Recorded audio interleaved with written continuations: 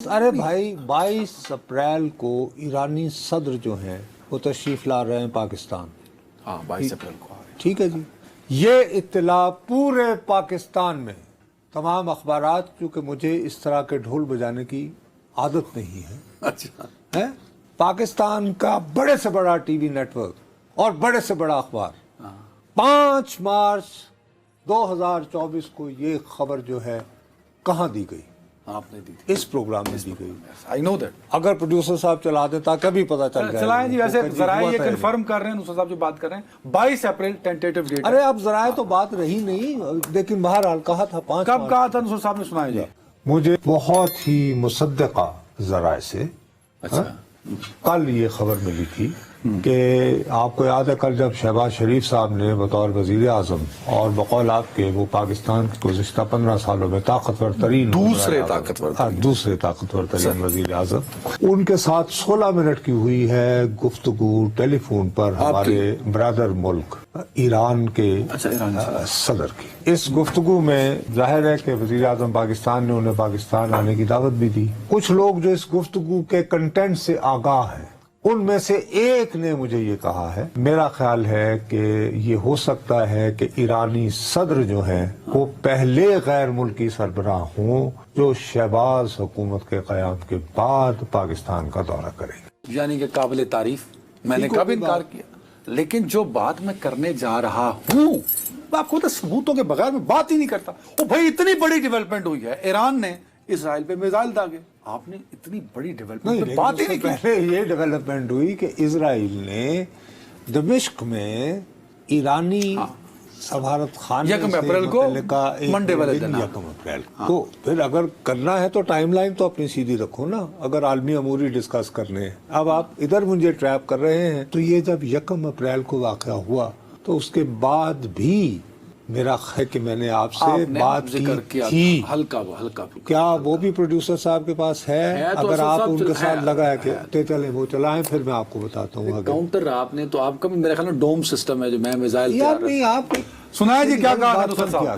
بڑی مشکل سے عرب اور ایران کے درمیان تعلقات بہتر ہوئے تھے، چائنا بھی اب اور اگر فرض کرو اسی میں اگر امریکہ یہ چاہتا ہے کہ کسی طرح بائیڈن ایڈمنسٹریشن جو ہے وہ ایران کو تھوڑا سا میں یہی پوچھنا چاہ رہا تھا کہ آپ نے پورا شو میرا روک کے ایک خبر کو اتنی اہمیت دی ہے کہ ایرانی صدر کا دورہ پاکستان اتنا اہمیت کا حامل ہوگا. میری آپ سعودی عرب کا کانٹیکسٹ بھی جانتے ہیں. امریکہ جو ہے نہیں، دیکھو ایک طرف تو امریکہ ٹوٹل جو کچھ ہو رہا ہے اسرائیل اور غزہ سے توجہ ہٹانے کے لیے وہ پورا ذمہ دار یہ چاہ رہا ہے کہ پورا اس کا ملبہ جو ہے وہ ایران پہ ڈال دو. مطلب اچھا یہ آپ نے کہا کہ ملبہ ڈالنے کے سر چونکہ اسرائیل کی دنیا بھر میں مذمت ہو رہی تھی کہ یار ٹھیک ہے 7 اکتوبر کا تمہارے ساتھ واقعہ ہوا، اور اس کے دوست، اس کے اتحادی، اس کے چاہنے والے اسے کہہ رہے تھے کہ صاحب بالکل زیادتی ہوئی کہ وہ سنیک ان کر کے آ گئے حماس والے اور انہوں نے پارٹیاں ہو رہی تھی آپ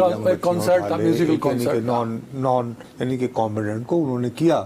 لیکن یار اب تم نے کب تک بدلہ لینا ہے؟ کتنے دنوں تک 7 اکتوبر کے بعد سے مسلسل یوں محصور ہوئے فلسطینیوں پر یعنی کہ وہ جو محصور ہوئے لوگوں پر آپ فلسطینیوں پر بچے مارے جا رہے ہیں. یعنی کہ ابھی ہزاروں کی تعداد میں تو بچے ہو چکے ہیں یار، ایک ریکارڈ نمبر کہ بھائی بس کرو یار، اب چھوڑو، اب کوئی اینڈ گیم کرو.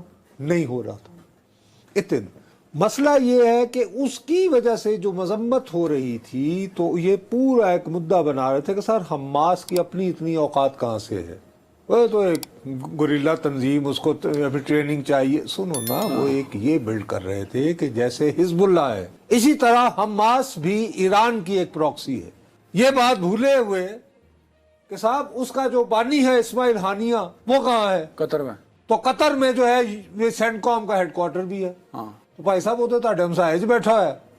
ایک بہرحال مطلب آپ کے سب سے بڑے اتحادی کے سمجھ لو گیسٹ ہو گیا نا قطر میں. اینی وے میں یہ آپ کو کہہ رہا ہوں. اس کے بعد اب یہ مسلسل اس چکر میں تھے کہ ڈیورژن ہو کہ کسی طرح ایران کو اس میں انوالو کریں. تو وہ جو دمشق میں حملہ تھا وہ پہلے انہوں نے بہت کوشش کی ایران ریٹیلیٹ سب سے پہلے انہوں نے یہ کوشش کی کہ حزب اللہ کو اکسایا جائے لبنان میں. وہ تو نہ ہوا. وہ نہ ہوا. انہوں نے کہا یار یہ تو اب توجہ ہی نہیں ہٹ رہی، کیا کریں؟ پھر انہوں نے دمشق میں ایک سفارتی بلڈنگ، لائک اٹ اور ناٹ، سفارت خانے پر حملہ ایکٹ آف وار ہوتا ہے، ٹھیک ہے صاحب، جنیوا کنونشن ہے شاید، یعنی کیٹیگوریکلی اگر فرض کرو اللہ میرے منہ میں خاک کہ پاکستان کا سری لنکا میں جو ایمبیسی ہے جس کو ہم لوگ ہائی کمیشن کہتے ہیں دولت مشترکہ کی وجہ سے ایتھوپیا میں ہے، اس پہ اگر کوئی غیر ملک آ کے اٹیک کرے گا یا میزائل پھینکے گا تو وہ ایکٹ آف وار ہے، وہ ملک پہ حملہ تھا، وہ پاکستان پہ حملہ ہے، وہ ایتھوپیا کی سرزمین پہ حملہ نہیں ہے، ٹھیک ہو گئی بات۔ اب اتنی بڑی پرووکیشن کر کے انہوں نے یہ کہا کہ جی یہ پاسداران کا جو ان کے یعنی کہ یہ ان کا ہیڈ کوارٹر تھا جی، اصل میں یہ لوگ یہاں سے تربیت کرتے ہیں، یہ لوگ یہاں سے اسلحہ بیچتے ہیں وغیرہ وغیرہ وغیرہ، اور جو ٹنل بنائے ہوئے، ہو گئی جی بات۔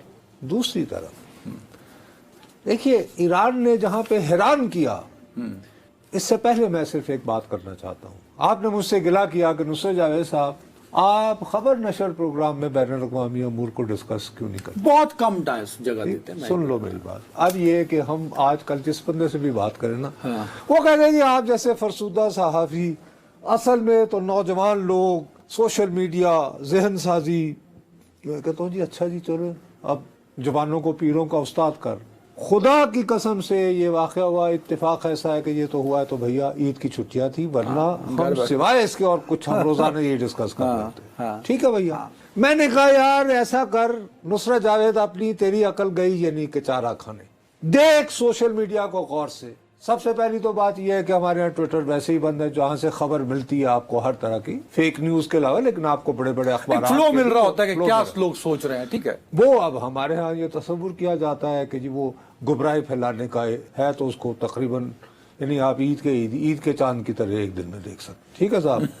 اس کے بعد دیکھا میں گیا، آپ کو پتا ہے کہ سب سے مقبول وہاں پہ کیا بحث ہو رہی ہے؟ یہ پاکستان کے جوانوں کو پیروں کا استاد کر، یہ جو یوتھ بڑھ جایا ہے، آپ جیسے لوگ جنہوں نے ہمیں سکھانا ہے قوم کو، ہماری رہنمائی فرمانی ہے۔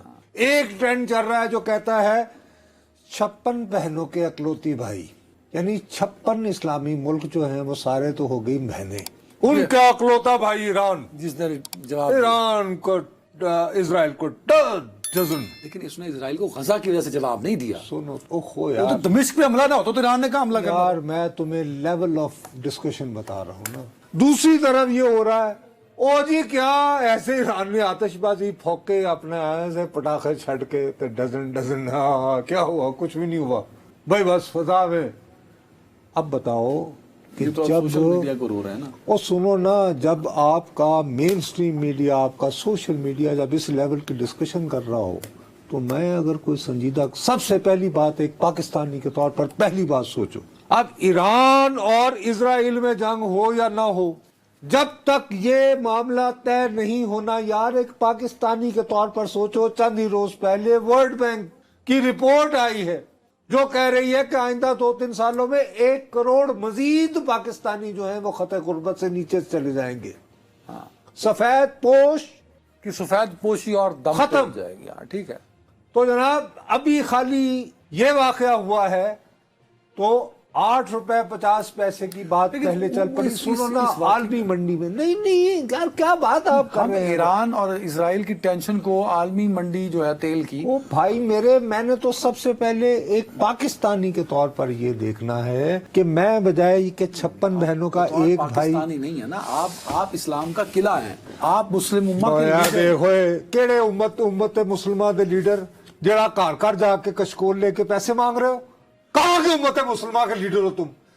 جب تھے آپ نے خود اپنے ہاتھ سے اپنی لیڈری لٹوائی، آپ کون آپ کی طرف دیکھتا ہے؟ آپ ایٹمی پاور ہے سب کی جذبات میں آپ کیوں اپنی کوالٹیز کو بھول جاتے ہیں؟ پاکستان ایٹم بم میرے پہ چلا کے ٹیسٹ کر لو یار، یار کیا یار اب آپ کس لیول پہ؟ نہیں اب اسی لیے میں آپ سے خارجہ امور میں ڈسکس کرنے کو ہرگز تیار نہیں ہوں۔